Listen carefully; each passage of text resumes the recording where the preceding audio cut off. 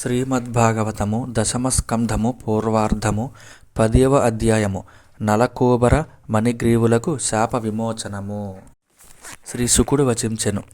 ధనాధిపతియగు కుబేరుని యొక్క కుమారులైన నలకూబర మణిగ్రీవులు సహజముగా శంకరుని సేవకులు. కానీ వారు ధనము సౌందర్యము మొదలగు వాని ప్రభావముతో మిగుల గర్వోన్మత్తులై కైలాసమునందలి ఉపవనమున మందాకిని నదియందు స్వేచ్ఛగా క్రీడించుచుండిరి. వారు అతిగా మదిరాపానము చేసియుండుటచే ఉచితానుచితములను మరచి కన్నుగానక యుండిరి. యువతీమణులతో గూడి ఆ ఇరువురును గానాలాపమునర్చుచు పుష్పవనమునందు విహరించుచుండిరి. వారు కమలములతో నిండియున్న గంగాజలములలో ప్రవేశించిరి. అందు ఆడు ఏనుగులతో గూడిన మదగజముల వలె వారు తరుణీమణులతో జేరి క్రీడించుచుండిరి. పరీక్షిని మహారాజా, పూజ్యుడగు దేవర్షి అయిన నారద మహాముని అటుగా వెళ్ళుచు ఆ యక్షకుమారులను చూచెను. వారు సురాపానముచే మత్తిల్లినుటను ఆ మహర్షి గమనించెను.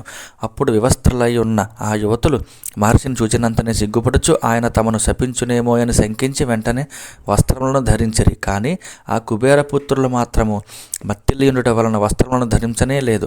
అంతట నారద మహాముని వారిని చూచి, ఈ యక్షకుమారులు ధనబలముచే గర్వోన్మత్తులై ఉన్నారు, అంతేగాక మదిరాపానముచే తెలివి దప్పియున్నారు అని తలంచెను.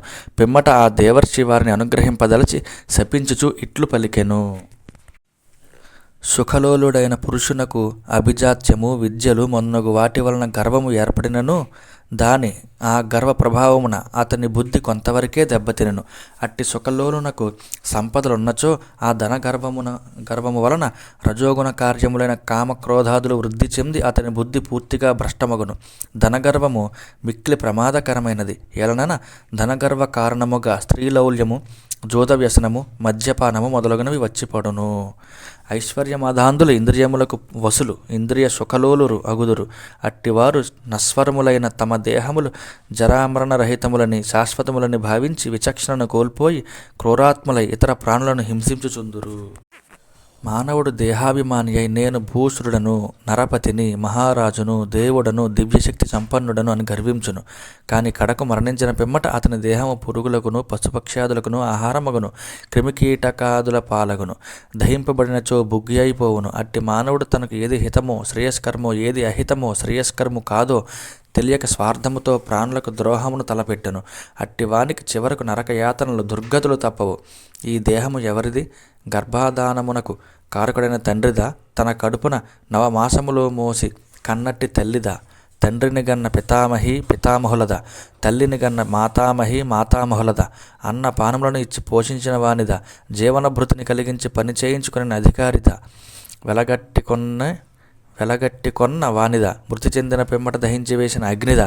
లేక ఈ దేహమును తినుటకు ఆశించి కాచుకొని ఉన్న కుక్కలు, నక్కలు మొదలగు పశుపక్ష్యాదులదా? వాస్తవముగా ఇది ఎవరిది? యథార్థముగా ఈ దేహము ప్రకృతి నుండి, పంచమహాభూతముల నుండి ఉత్పన్నమైనట్టిది. చివరకు ప్రకృతి యందే లయమగునట్టిది. అశాశ్వతమైన ఈ దేహమును ఆత్మగా భావించి దాని కొరకై ఇతరులను హింసించినట్టివాడు మూర్ఖుడు. జ్ఞాని అయిన వాడు అట్లు చేయడు.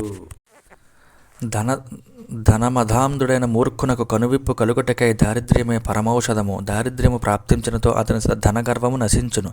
దరిద్రుడైన వాడు సకల ప్రాణులను తనతో సమానముగా చూచుకొనును. అతడు ఇతరుల కష్టనష్టములను తనివిగా భావించి వారికి ఎట్టి హానిని తలపెట్టడు. ముండ్ల కంటకముల బాధకు గురి అయిన వాడు ఆ బాధ ఇతరులెవరికి కలుగుటకు ఇష్టపడడు. ఎలయన తాను ముండ్ల బాధను అనుభవించి ఉన్నందున ఇతరులకు ఆ బాధ ప్రాప్తించినచో ఎంతగా దుఃఖము కలుగునో అతడు ఎరుగును. దానిని అనుభవింపని వానికి ఆ బాధ తెలియదు. దరిద్రునకు ఎట్టి అహంకారము, గర్వము ఉండవు. అందువలన అతడు అన్ని విధములైన గర్వముల నుండి, అభిజాత్యము, ధనము, విద్య మొదలగు వాని వలన కలిగిన గర్వముల నుండి విముక్తుడగును. విధివశమున ప్రాప్తించిన కష్టములే అతనిలో మార్పును తీసుకొని వచ్చును. కనుక ఆ కష్టములే అతని పాలిటి తపస్సులగును. దరిద్రుడు నిత్యము అన్నపానముల కొరకై ఆరాటపడుచుండును. అందువలన అతని దేహము శుష్కించును. ఇంద్రియముల పటుత్వములను కోల్పోవుటచే అతడు ఎట్టి సుఖభోగములను ఆశింపడు. ఆ కారణముగా అతనిలో ఎట్టి హింసా ప్రవృత్తియూ ఉండదు. సమదర్శనులైన సకల ప్రాణులను తనతో సమానముగా చూచునట్టి సాధు పురుషుల తోడి సాంగత్యము దరిద్రునకు, నిర్ధనునకు సులభముగా ఏర్పడును. ఏలయన అతనికి భోగ జీవితం ఇంతకుముందే దూరమైనది. ఒకవేళ అతనిలో భోగలాలస తృష్ణ ఏమాత్రమూ మిగిలియున్నను సత్పురుషుల సాంగత్య ప్రభావమున అది పూర్తిగా తొలగిపోవును. అతని అంతఃకరణము శీఘ్రముగా పరిశుద్ధమగును.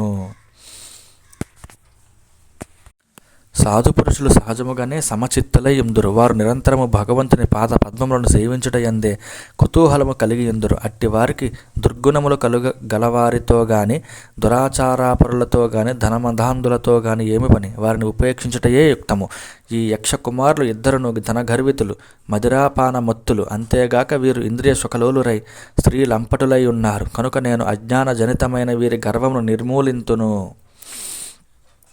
వీరు దిక్పాలులలో ఒకడైన కుబేరుని యొక్క పుత్రులే అయినప్పటికీ ప్రస్తుతము అజ్ఞానములో మునిగి ధన మదాంధులై ఉన్నారు. అందువలన వీరు తమ శరీరములపై వస్త్రములు లేని విషయమునే గ్రహింపలేకున్నారు.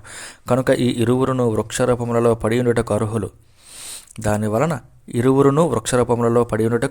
దానివలన వీరిలో ధనగర్వము అణిగిపోవును.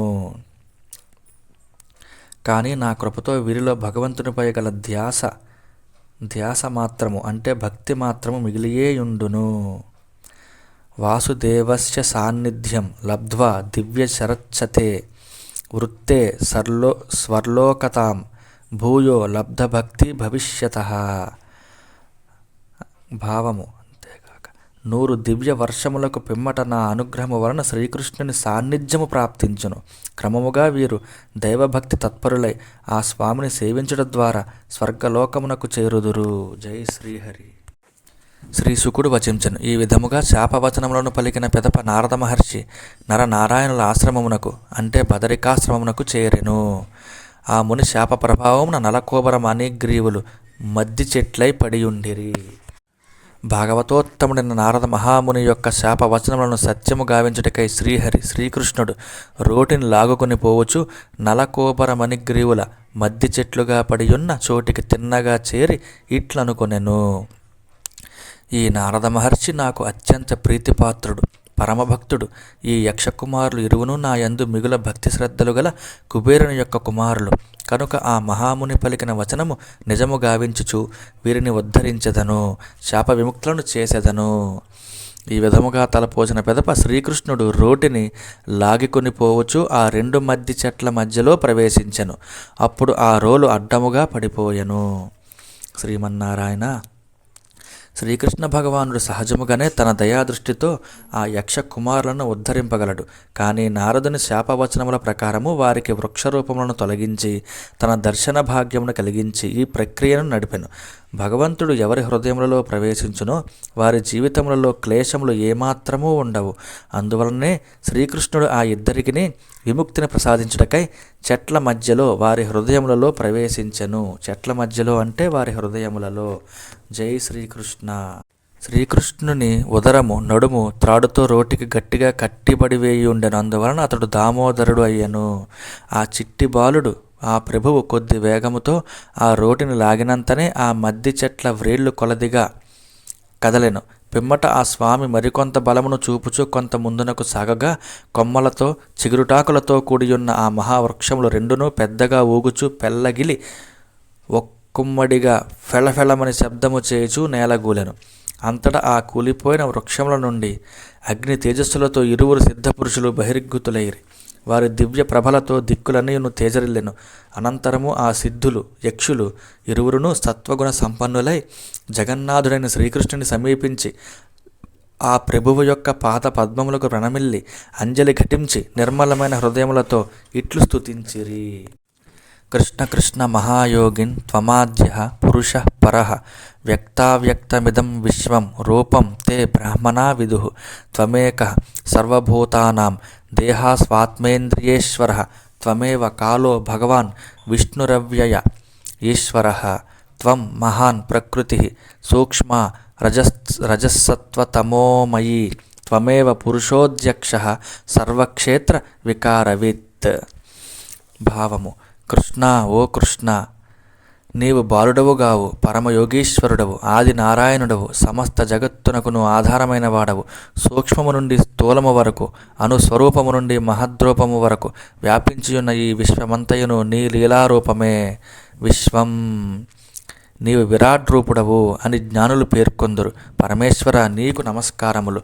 పృథివ్యాది పంచమహాభూతములకును చరచరాత్మకములైన సకల ప్రాణులకును జ్ఞానేంద్రియములకును కర్మేంద్రియములకును బాహ్యేంద్రియములకును అహంకారాది అంతరింద్రియములకును పంచప్రాణములకును నీవే అధిపతివి. నీవే సర్వశక్తిమంతుడవైన కాలస్వరూపుడవు, షడ్గుణైశ్వర్య సంపన్నుడవు, సర్వవ్యాపకుడవు, సనాతనుడు, సర్వేశ్వరుడవు. దేవ, మూల ప్రకృతియు దాని నుండి ఏర్పడు మహత్తత్వము నీవే. సత్వరజస్తమో గుణాత్మకము సూక్ష్మము అగు ప్రకృతి నీవే. నీవు సకల స్థూల సూక్ష్మ శరీరముల యొక్క కర్మలను, భావములను, ధర్మములను, శక్తులను ఎరిగిన సాక్షివకు పరమాత్ముడవు. శ్రీహరి, చిత్తవృత్తుల ద్వారా, త్రిగుణముల ద్వారా, వికారముల ద్వారా నీవు తెలియబడవు. స్థూల సూక్ష్మ శరీరముల నుండి ఆవరణములచే కప్పబడిన ఏ మనుజుడును నిన్ను తెలుసుకొనజాలడు. ఏలయన ఈ శరీరములన్నింటికి నీ ఆద్యుడవు నీవు. సమస్త సృష్టికి మూలమైన వాసుదేవ, నీకు నమస్కారము. నీ నుండి ప్రకాశితమైన గుణముల చేతనే నీవు కప్పబడినట్లు కనబడుచుందువు. నీవు మహితాత్ముడవైన పరబ్రహ్మవు. జగన్నాథ, నీకు ప్రాకృతమైన శరీరమే లేదు, కానీ నీవు మత్స్యాది వివిధ అవతారములను ధరించి నీ పరాక్రమములను, నీ విశిష్ట లీలలను ప్రకటించుచుందువు. అవి సాధారణ మానవులకు అసఖ్యములైనవి. నీతో సమానుడు గాని, నీకంటే అధికుడు గాని ఈ లోకమున ఎవ్వరునూ లేరు. ఏ శరీరములయందు ఇట్టి పరాక్రమములు ప్రకటితమగునో అవి నీ అవతారములని తెలియవచ్చును. ప్రభు, సకల లోకముల అభ్యుదయము కొరకును, శ్రేయస్సు కొరకును, లోక కళ్యాణార్థము బలరామునితో సహా ఇప్పుడు సకల శక్తులతో అవతరించితివి. నీవు నీ భక్తుల అభిలాషలను తీర్చెడివాడవు. నమః పరమ కళ్యాణ, నమః పరమ మంగళ, వాసుదేవాయ శాంతాయ యదూనాం పతయే నమః.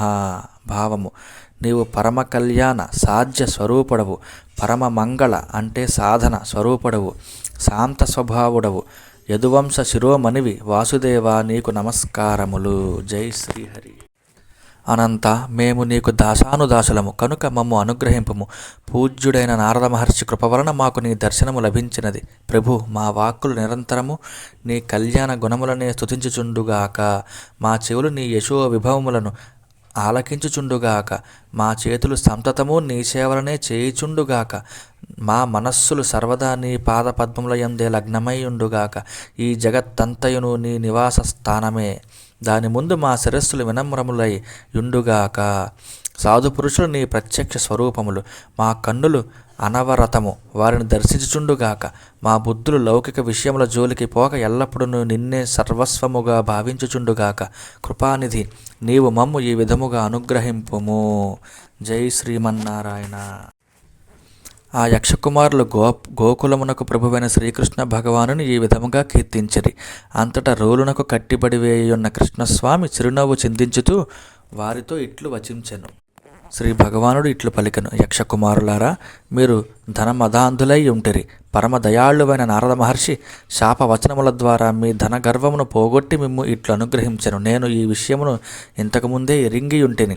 సమదర్శనులను, నాయందే తమ చిత్తములను లగ్నమునర్చిన వారును అగు సాధు పురుషుల యొక్క దర్శనము వలన సూర్యోదయమైనంతనే చిమ్మ చీకట్లు మాయమైనట్లు మానవుల బంధములన్నీయును తొలగిపోవును. నలకోబరమని గ్రీవులారా, మీరు నాయందే మనస్సులను నిలిపినవారై మీ ఇండ్లకు చేరుడు. మీరు కోరుకొనిన రీతిగా సంసార బంధముల నుండి విముక్తిని ప్రసాదించునట్టి అనన్య భక్తి నా యందు మీకు ఏర్పడినది. జై శ్రీహరి. శ్రీ శుకుడు నుడివెను: శ్రీకృష్ణుడు ఇట్లు పలికిన పిమ్మట నలకోబర మణిగ్రీవుల ఉలూకల బద్ధుడయ్యున్న ఆ స్వామికి ప్రదక్షిణపూర్వకముగా పదే పదే ప్రణమిల్లిరి. అనంతరము వారు ఆ ప్రభువును వీడ్కొని ఉత్తర దిక్కునకు వెళ్ళిపోయిరి. శ్రీమన్నారాయణ. శ్రీహరి నమోస్తుతే. ముక్కోటి ఏకాదశి అయిన ఈ రోజున శ్రీకృష్ణ లీలను చదువుకొని ఆనందించాను. నిజంగా నా జన్మ ధన్యమైంది తండ్రి. మీ కృపలేనిదే శ్రీమద్భాగవత మహాపురాణము చదువుకునే అదృష్టము నాకు కలిగడిది కాదు. మా కన్న తల్లిదండ్రులు చేసిన పుణ్యఫలములు, మీ పూజలు చేసుకున్న పుణ్యఫలములతో నాకు ఈ భాగ్యము అందినది. జై శ్రీమన్నారాయణ. శ్రీకృష్ణ, శ్రీరామ, శ్రీహరి నమోస్తుతే.